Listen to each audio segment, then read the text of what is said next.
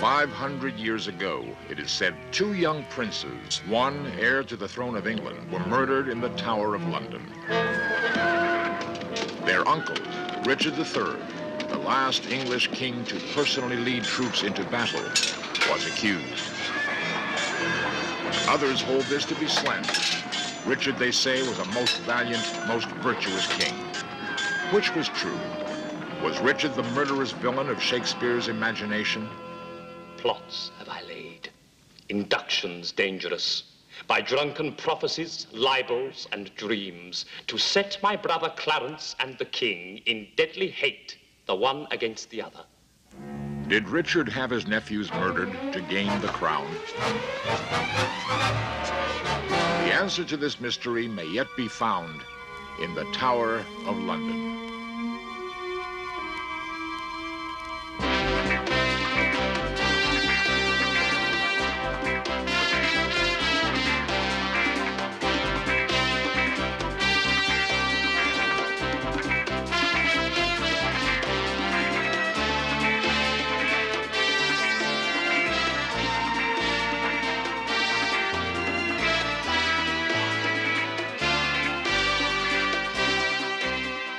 This series presents information based in part on theory and conjecture.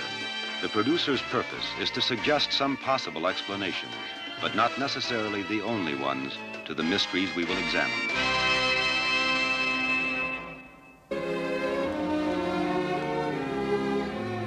Beside the Thames River, flowing through the city of London, stand the grim stone walls of the Tower of London.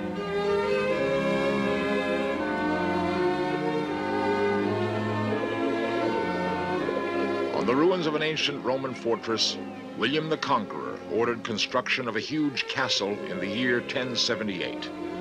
It would dominate the landscape and intimidate the local inhabitants.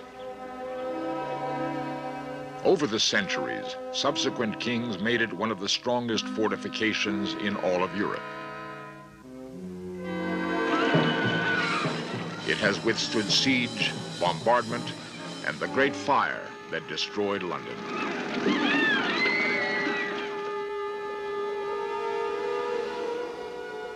For 900 years, it has served as a fortress, a royal palace, a dreaded prison, and a treasury for the crown jewels.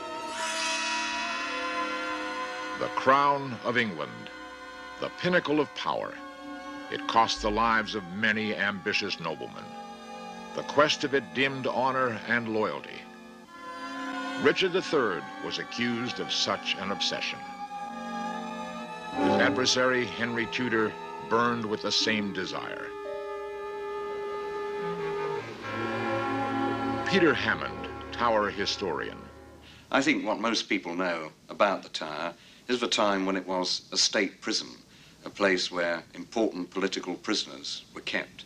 There were many famous people in the Tower, and most of them came to unfortunate ends, beheaded or disappearing mysteriously. Prisoners were often brought to the Tower by riverboat. The fate of many to have their heads impaled on the spikes of Tower Bridge.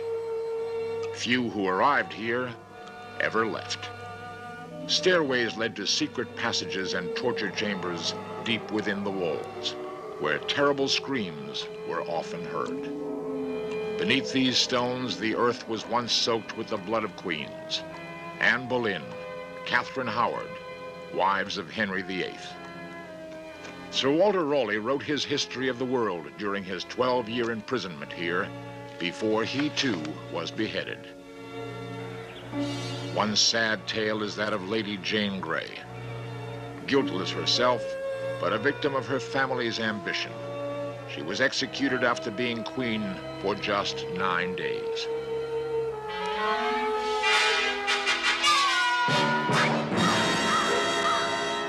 One of the most interesting, fascinating mysteries in the Tower is what happened to the two young princes, those two royal children, the sons of Edward IV, who disappeared mysteriously after the elder one lost the crown that was his by right, and his uncle Richard III became king instead.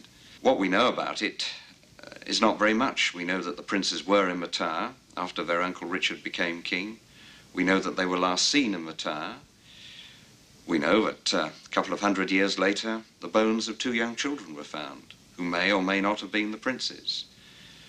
In writing, we have stories about rumors of the princes having died, but nothing more than that. There is only one recorded fact concerning the young princes entered into the records of the day, that they were last seen in June 1483, playing at bows and arrows in the Tower yard.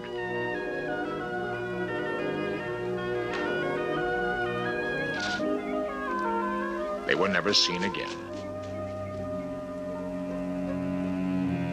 The popular story has it that Richard plotted with one Sir James Tyrrell to murder the princes.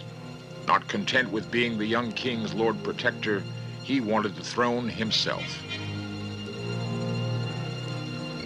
The opportunity came, it is said, when young Edward, heir to the crown, was placed in the Tower, according to the tradition that all kings to be must reside there before their coronation. His young brother was brought to keep him company. Sir James obtained the keys to the Tower, and one midnight, accompanied by two henchmen, secretly came to the place where the boys slept.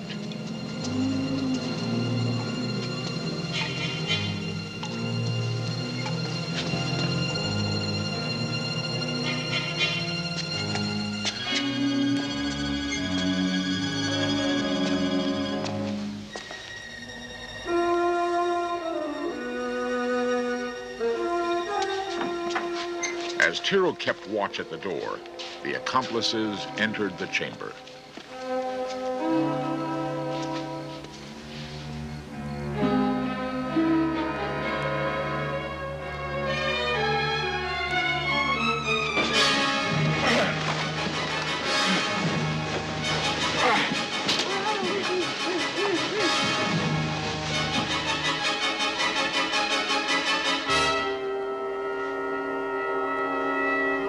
Whether the story is true or not, the children were never seen again.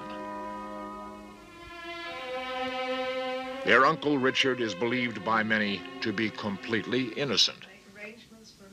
One group, the Richard III Society in London, has thousands of members in branches throughout the world. Their spokesman is Jeremy Potter. Richard III is probably the most maligned character in history. He reigned only for 2 years as King of England, and he's been dead for nearly 500.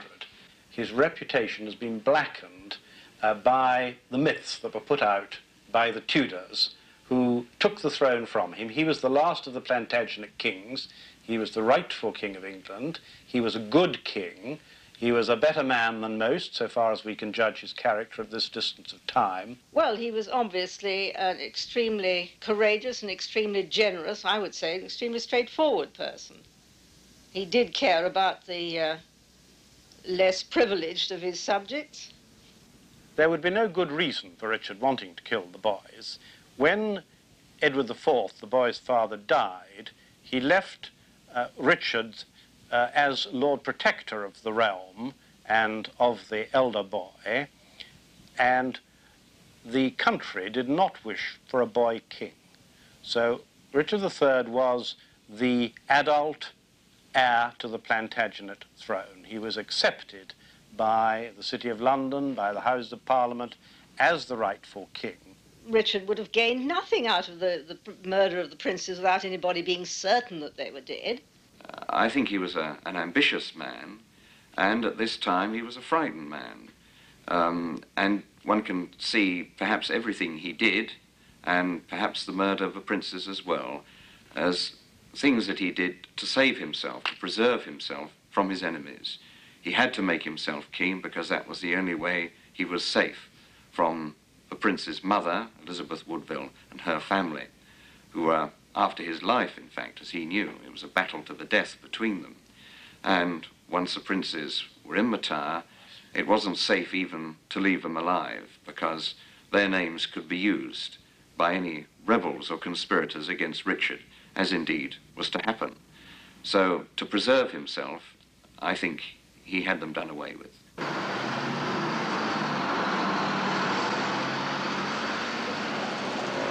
At Westminster Abbey, head librarian Howard Nixon added his view.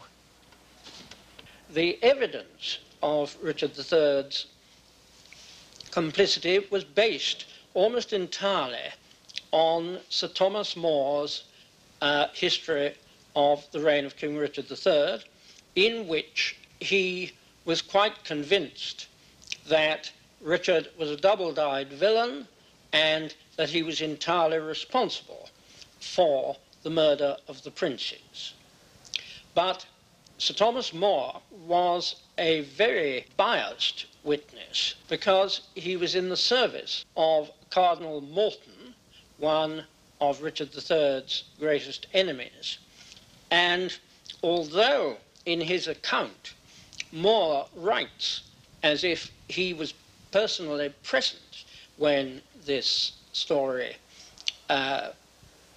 was being unfolded, in fact he was a boy probably under 6 years old. William Shakespeare, enlarging on Sir Thomas More's story, went even further in perpetuating the image of an evil Richard. Actor Robert O'Mahony. The part of Shakespeare's Richard III has always been incredibly popular with actors.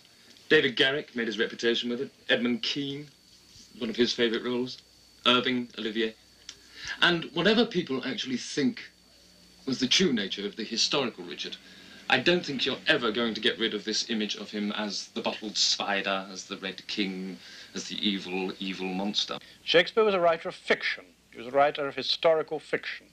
And he made up the plots in order to suit his particular characters. And of course he based them on some historical facts, but he accepted the Tudor version of Richard III because there was very strict censorship at the time, and if he had not, his play would never have been performed and he would have been thrown into prison. Not content with creating one of the most villainous characters in literature, Shakespeare makes Richard deformed, physically. He gives him a hump, he gives him a withered arm.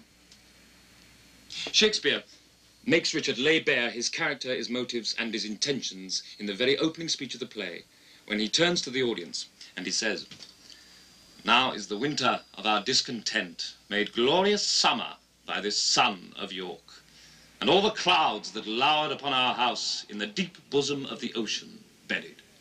Grim-visaged war hath smoothed his wrinkled front, and now, instead of mounting barbed steeds to fright the souls of fearful adversaries, he capers nimbly in his lady's chamber to the lascivious pleasing of a lute. But I, that am not shaped for sportive tricks, nor made to court an amorous looking glass, I, that am rudely stamped, and want love's majesty to strut before a wanton ambling nymph, I, that am curtailed of this fair proportion, cheated of feature by dissembling nature, deformed, unfinished, sent before my time into this breathing world scarce half made up, and that so lamely and unfashionable the dogs bark at me as I halt by them. The medieval mind thought that a deformed body indicated an evil person, a deformed mind. It was to the interests of the Tudors to suggest that he was a villain, and they therefore made up a physical deformity in order to back this case. And therefore, since I cannot prove a lover to entertain these fair, well-spoken days, I am determined to prove a villain and hate the idle pleasures of these days. Plots have I laid, inductions dangerous, by drunken prophecies, libels, and dreams, to set my brother Clarence and the king in deadly hate, the one against the other. And if King Edward be as true and just as I am subtle, false, and treacherous, this day should Clarence closely be mewed up about a prophecy which says that G of Edward's heirs the murderer shall be. This was entirely invented after his death, and also the story about the withered arm. Well, now, how on earth could a man with a withered arm ride a horse and wield a battle axe? Barely 2 years after gaining the crown, Richard was forced to fight to keep it. Henry Tudor, exiled in France, landed on English soil and raised an army to lay claim to the English throne. Richard's forces met the Tudors in the field at Bosworth. At a critical moment, Richard, famous strategist in battle, the fighting lord of the North, made his decision. He spurred his horse and charged headlong into the midst of his enemies.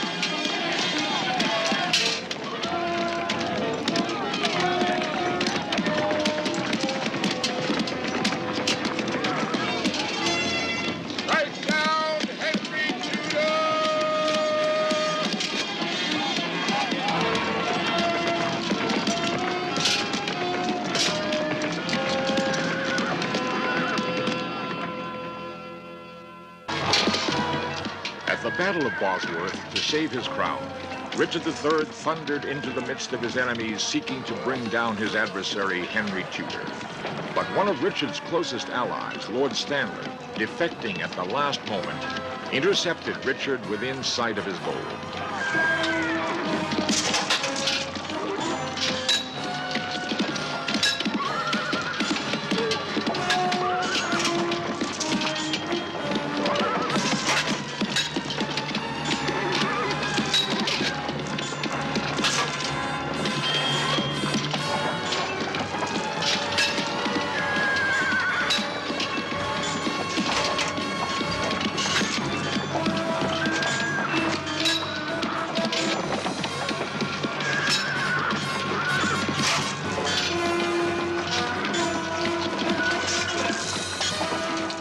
Not even Richard's enemies ever claimed that he lacked courage or skill in battle. But treachery within his own ranks brought him down.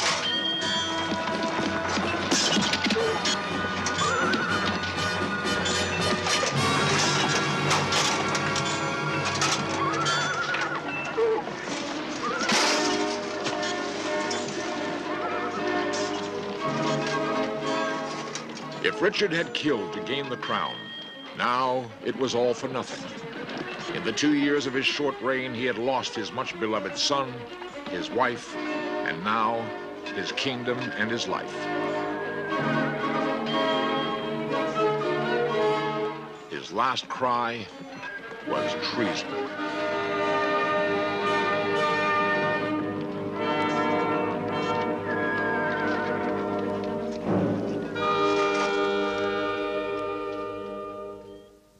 On Richard's death, Henry Tudor became king, and a strange silence fell regarding the fate of the princes. 20 years later, Henry ordered the execution of Sir James Tyrrell for treason. Afterwards, he even waited a further 2 months, then suddenly said that Tyrrell had confessed to the murder of the princes at Richard's command. Although there's no evidence of such a confession, it became the source for the stories of Richard's guilt. But if Richard was not guilty, who was?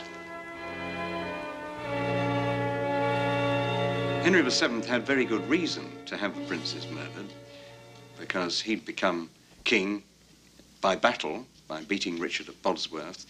His claim to the throne wasn't very good, and the princes had a better claim. So Henry Tudor, who became Henry VII, may well have found the boys alive and murdered them himself. He did have other people who were in the royal line put out of the way in the Tower, imprisoned or even executed on trumped-up charges. The only thing that makes me think that perhaps he was innocent is that maybe the princes weren't alive for him to have them murdered when he came to the throne. Before you have a murderer, you have to have a murder, and there is no evidence that the princes were murdered. They may have been. They simply disappeared. And so the story rested for almost 200 years. Then, in 1547, some workmen found what appeared to be the bones of 2 children under a stairway at the base of the tower. Believing them to be the remains of the princes, King Charles I had them sealed in an urn and placed in Westminster Abbey. Ironically, in the chapel of Henry VII, who might well have been their murderer. Nearly 2 centuries later, in 1933, the urn was opened and the bones were examined by experts. We've got some pictures of the bones here, and there is the almost complete skull of the elder child, and this shows the rather more broken one of the younger boy. Here are the thigh bones of the two children, and you can see that one is longer than the other, and the jawbone of Edward VI. The examination of those bones in the Abbey nearly 50 years ago proved nothing. It didn't prove the sex of the children, they could be female. It didn't prove the century which they lived, and it didn't prove their age. And I hope that there will be another and more scientific investigation. Certainly we're pressing the Dean and Chapter to have them re-examined. Once somebody has been buried in the Abbey, been given Christian burial, they are in a slightly different position from bones preserved in a museum. And you cannot keep on poking into bones that have been given Christian burial inside a church. I think they're reluctant to re-examine them because they're reluctant to disturb royal tombs, but the whole question here is whether they are royal tombs. Are the bones in the Abbey those of the princes? Were the princes murdered at all? If so, is Henry VII, who gained and kept the crown, responsible for their deaths? Is Richard the most maligned king in history, or truly Shakespeare's arch-villain? Perhaps new dating methods, or a forgotten scroll in some dusty library, may eventually give the answer to this intriguing mystery of the Tower of London. The warders at the tower say that sometimes in the early dawn, the figures of two small, lost boys walk anxiously, hand in hand, on the Tower Green. Are these the princes, and for whom do they search?